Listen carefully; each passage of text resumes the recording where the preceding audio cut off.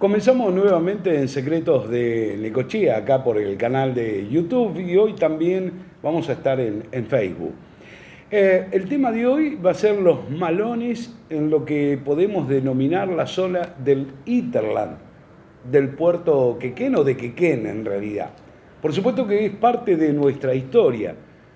Digo, nuestra historia en cuanto a la región, a todo esto que era, bueno, ni más ni menos que la provincia de Buenos Aires. Nos vamos a tomar la licencia de ir leyendo directamente porque vamos a tener nombre de distintos lugares y actores de aquella época. La frontera de 1858 al sur del río Quequén sería el elemento fundamental, lo que se denominaba tierra afuera, las mejores praderas del sur bonaerense. Los campos zonales tenían una fertilidad y abundantes aguadas. Poseían una gran hacienda cimarrona y muy tentadora, ¿para quién? Para el indio. Por eso el tema de los malones. La población del gringo aumentaba cada día desde 1828 en la región, castigada por malones indios quienes tenían aguantaderos para reunir haciendas y preparar arreos por las horquetas de los ríos y barrancos, arroyos cuyas lomadas lograban dividir la hacienda en grandes proporciones. 1000, 2000 animales, arriándolos tierra adentro por la chusma de gran maestría, allí donde la pampa los devoraban. Entre estos aguantaderos, destacándose el de Malaltuel, corral de tierra, según algunos, corral de los tehuelches, o hay quienes le dicen corral del sur, acá, a pocos kilómetros de donde estamos, en forma de un semicírculo de muy elevadas barrancas que eran las de precisamente el Quequén. Las poblaciones que se creaban eran avanzadas sobre el indio en aquella frontera que solo coincidían con la ubicación de establecimientos rurales, podríamos llamarlo. Muchas de las estancias que aún subsisten estaban organizadas con cierto, estilo de alguna manera castrense, es decir, empalizadas de palo, a pique, zanjas, mangrullo, que sería la torre de vigilancia, corrales circulares cercados por caballada nochera, arbustos espinosas y también cercos de tuna que afianzaban lo que sería la alambrada o a veces tenían algún viejo, hasta algún viejo cañoncitos. Atrás del Quequén, en los hoy partidos de Necochea, San Cayetano e incluso González Chávez, no hubo fortines con tropas, aun cuando en su momento sí fue frontera. Sobre el gran río y sus afluentes, los establecimientos fortificados fueron varios, y podemos contar un poco estos que forman la historia. El Carmen, el Cristiano de Victorio de la Canal, fundador de Necochea, Santa Catalina de Rossetti, la Pandorga de Roberto Roca, el Zavala, la Libertad de Gomila, la Azotea de Pradere, la 10 de Mayo de Arce, Santa Cruz del Moro de Pedro Luro, Estancia El Fortín, hoy Campo de Gaña. Hay fogosos cegados del antiguo fortín rectangular e incluso un corral circular para la caballada de aquel entonces. Estos devastadores incursiones indígenas con sus secuelas, con incendios, destrucción, robo, sangre e incluso muerte, no aminoraban la ambición de los nuevos pobladores, quienes se conservan en vida y persisten con ceguera, esto de hasta alucinando, por rehacer sus estancias sobre la quemazón que se producían por la indiada y alzar el rancho junto a las tumbas, ¿saben qué? De sus seres queridos. Si bien el malón era cual rayo, súbito, repentino, imprevisto, había a veces señales. Desde el dicho noche de cerrazón, mañana de malón, hasta el rumor traído desde lo que se denominaba tierra adentro, por el mercachifle o el matrero que había observado una gran agitación en aquellas pampas. Ñandúes y venados llegaban del desierto y parecían muy agotados por su larga carrera. La pampa se movía. Ese movimiento de animales del desierto era casi siempre un indicio de segura, pero segura invasión. Pero ¿para qué describir lo indecible y menos después de las páginas escritas por Esteban Echeverría en el libro La cautiva? O Hilario Ascasubi en el famoso Santos Vega, o los mellizos de la Flor, o José Hernández en el mismo Martín Fierro. Y por qué no contar a Leopoldo Lugones en El Payador, también a Graham en El Río de la Plata y a Eros Siri en el conocido El Malón, entre tantos, pero tantos libros escritos de aquellos tiempos. De las numerosas inserciones que se producían, entradas de los indios a los campos regionales que aún están documentados y se recuerdan en anotaciones en cada una de ellas. Muy reciente comenzaba a poblarse estos campos allá por 1838, del gran malón que asolaba a toda la provincia de Buenos Aires.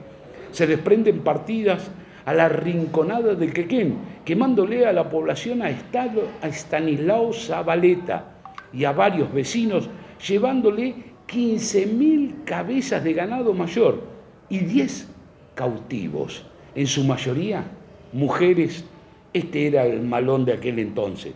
En marzo de 1874, Namuncurá, al frente de 3.500 indómitos y crueles guerreros, en la última gran acometida indígena, conocida como la Invasión Grande, lamentada por años, donde intervinieron también Catriel y Pincén. El juez de paz de Juárez se dirige al gobierno avisando que los indios acampados a la vista del pueblo, pues desde las 8 de la mañana habían entrado indios en el partido de Juárez.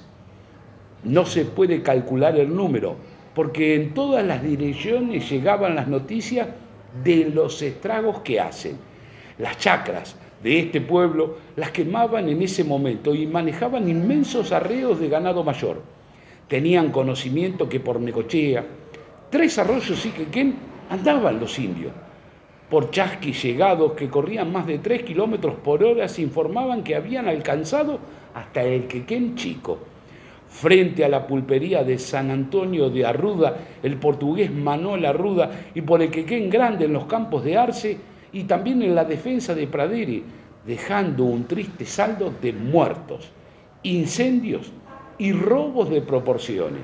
Las estancias quemadas y saqueadas entre el 19 y el 22 que habían atacado al mismísimo Fortín Machado, que había construido Benito Machado, precisamente en la estancia San Eduardo de Claudio Molina.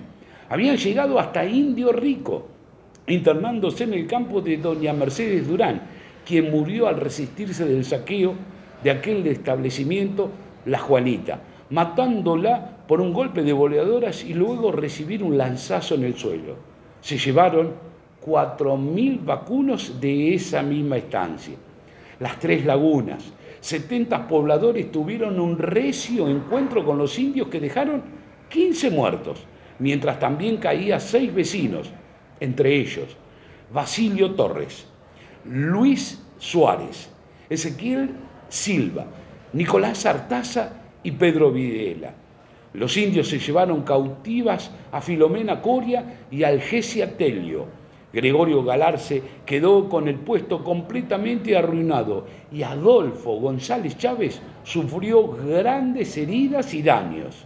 En la otra punta, la zona de Lobería, también castigada, Francisco Pradere, en su estancia en la azotea, despachaba un chasqui al tardil comunicando que las familias refugiadas vuelven a sus poblaciones, por cuanto el malón se ha abierto en esta zona para dirigirse al oeste y al norte, nunca atrás del Quequén. Y a Juárez ya le advertían que estaban cruzando la Quelancia y las Cortaderas.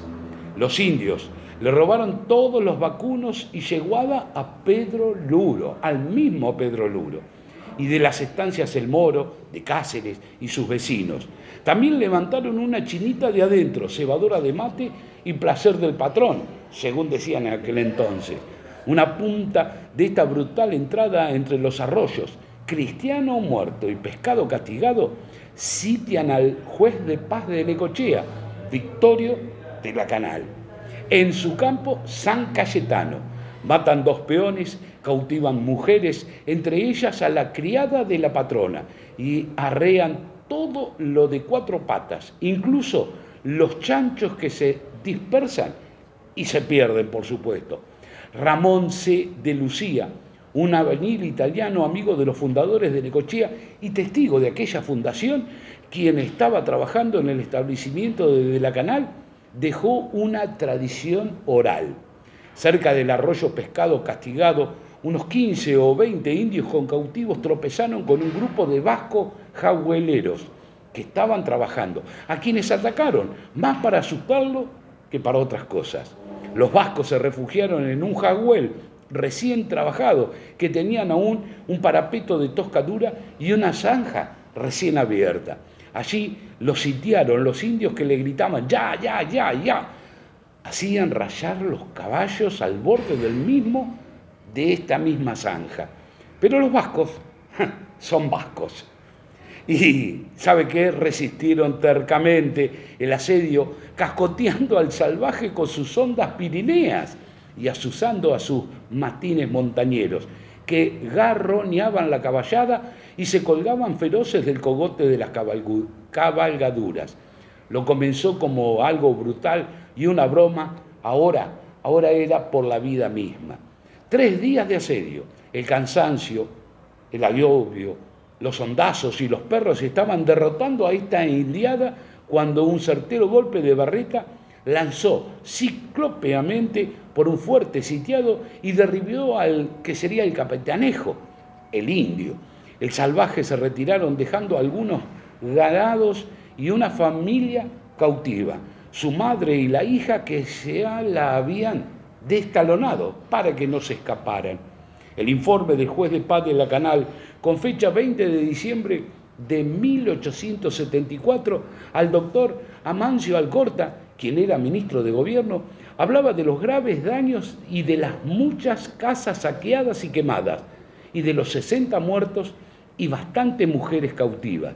Las mensajerías fueron desbaratadas por todo en ese verano, ya que la audacia del indio fue tal que pequeñas partidas, ni bien se robaban todos, recorrían libremente los campos de lo que hoy es Tres Arroyos, Juárez e incluso Necochea.